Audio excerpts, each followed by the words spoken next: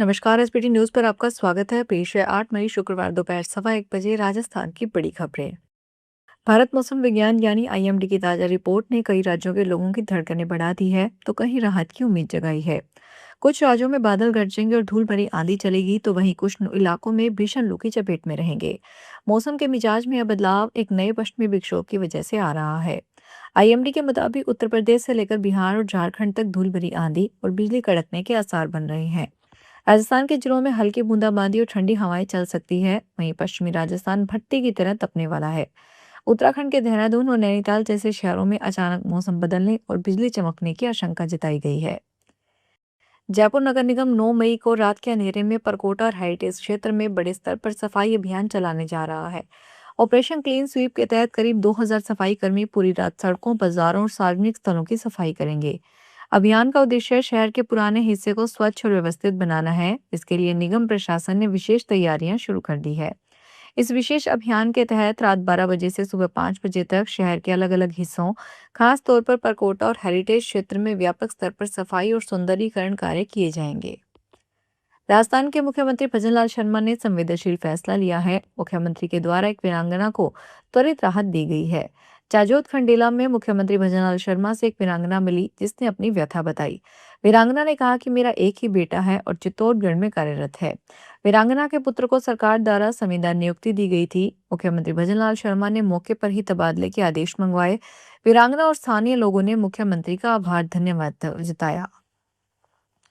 All India Muslim personal law board ने केंद्रीय cabinet के उस फैसले पर आपत्ति उठाई है जिसमें वंदे मातरम को राष्ट्रगान जनगण मन के समान दर्जा देने, उसमें सभी 6 अंतराओं को अनिवार्य बनाने और सभी सरकारी व शैक्षणिक संस्थानों में राष्ट्रगान से पहले इसके गायन का निर्देश किया गया है।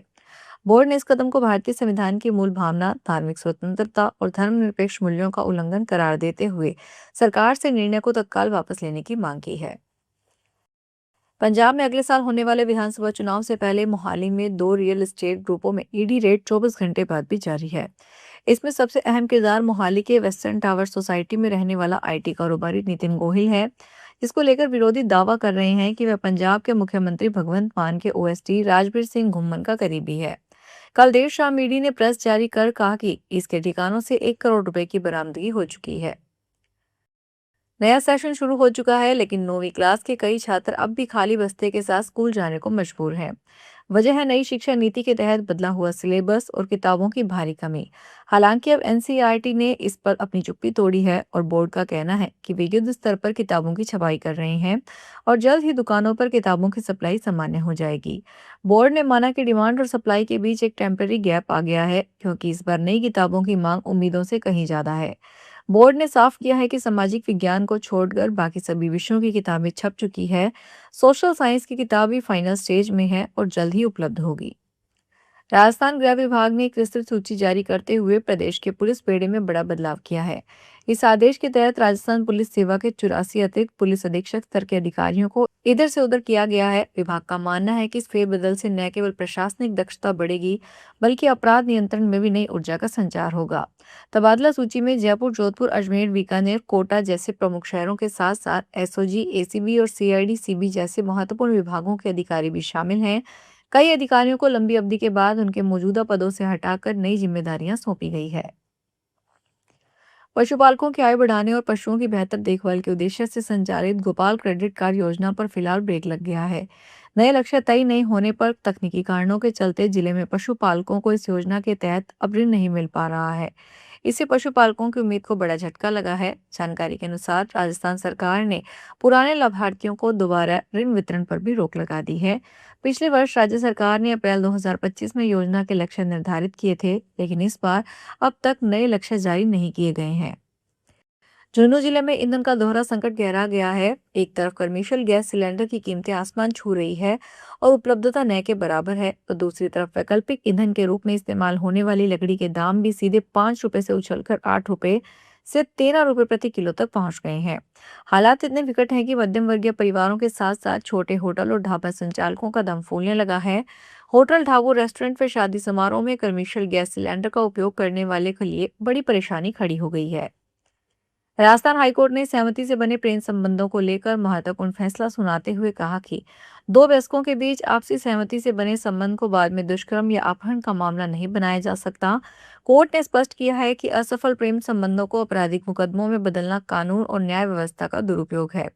मामला सिरोही जिले के बारलूट थाना क्षेत्र का है, जहां एक युवती ने अपने प्रेमी जगदीश और उसके परिवार के खिलाफ मामला दर्ज करवाया था। आरोप है कि युवती का अपहरण कर उसके साथ दुष्कर्म किया गया। उत्तराखंड एसटीएफ की साइबर क्राइम टीम ने निवेश के नाम पर करोड़ों की ठगी करने वाले अंतर्राज्यीय गिरोह के एक और सदस्य को राजस्थान के झुंझुनू से गिरफ्तार किया है।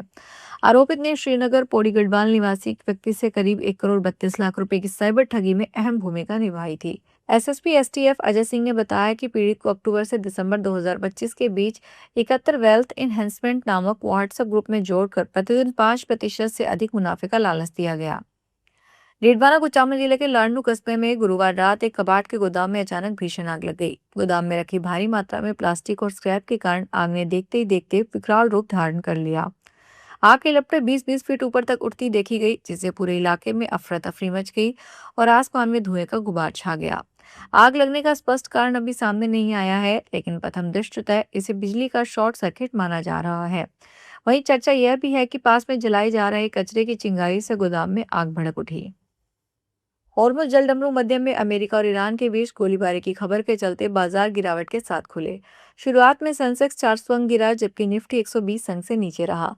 निफ्टी में टाटा कंज्यूमर, एशियन पेंट्स, भारत इलेक्ट्रॉनिक्स, टेक महिंद्रा और विप्रो शेयर में बढ़त, जबकि कॉल इंडिया, M&M, एक्सिस बैंक और इंटरनल के शेयरों में गिरावट देखी गई। निफ्टी मिड कैप इंडेक्स में कोई बदलाव नहीं हुआ, जबकि स्मॉल कैप इंडेक्स में 0.3% की बढ़त दर्ज की गई है। झुंझुनू जिले के नवलगढ़ इलाके के ढानिया पंचायत में पानी की समस्या से जूझ रही महिलाओं का गुस्सा फूट पड़ा। मौके पर पहुंची जेईएन अंतरा मीना की गाड़ी को न केवल महिलाओं ने घेर लिया, बल्कि इतनी खरी खोटी सुनाई कि आखिरकार जेईएन अंतरा मीना रो पड़ी। दरअसल ढानिया पंचायत में पिछले 5 से 6 महीनों से पेयजल संकट गहराया हुआ है। विरोध बढ़ता देखकर जेईएन गाड़ी में जाकर बैठ गई। देखते ही देखते गाड़ी के चारों तरफ महिलाओं की भीड़ जमा हो गई। किसी ने कहा हमारे घरों में पीने का पानी नहीं है, तो कोई बोला पानी के टैंकर मंगवाने पड़ रहे हैं। जहां लोग समुद्र की लहरों को किनारे से देखकर हैरान रह जाते हैं, वहीं बेंगलुरु के एक कपल दानिश अब्दी और वृषाली प्रसाद ने उन्हीं लहरों को चुनौती देते हुए इतिहास रच दिया। दोनों ने श्रीलंका से भारत तक लगभग 32 किलोमीटर लंबी समुद्री दूरी तैर कर पूरी की। तेज धाराओं, थकान और समुद्री लहरों के बीच उन्होंने 10 घंटे 45 मिनट तक लगातार तैरते हुए यह मुश्किल सफर तय किया। बेंगलुरु के रहने वाले दंपति दानिश अब्दी और वृषाली प्रसाद ने एक शानदार और प्रेरणादायक कारनामा कर दिखाया। उन्होंने यह कठिन सफर श्रीलंका के तलाई मन्नार से भारत के धनुषकोडी तक पूरा किया है।